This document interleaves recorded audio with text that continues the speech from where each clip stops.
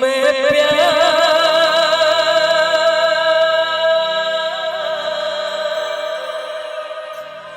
करता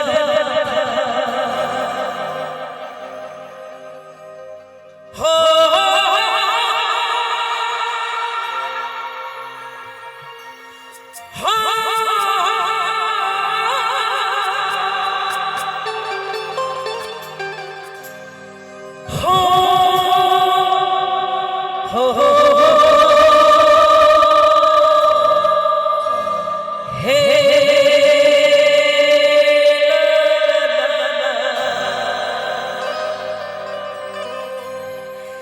जीता था जिसके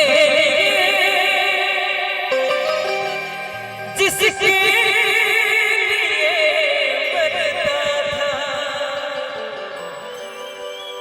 दिलवाले फिल्म अजय देवगन सुपरस्टार। जीता था जिसके लिए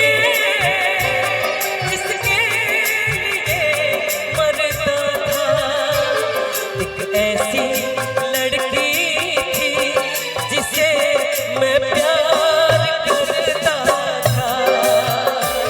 एक ऐसी लड़की थी जिसे मैं प्यार करता था। जीता जिसके जिसके लिए मरता था। जिसके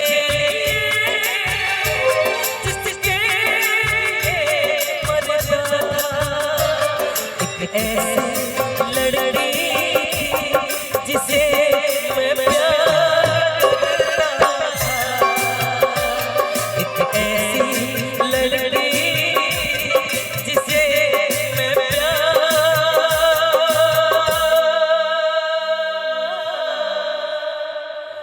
करता। एक गाना जो मुझे पसंद है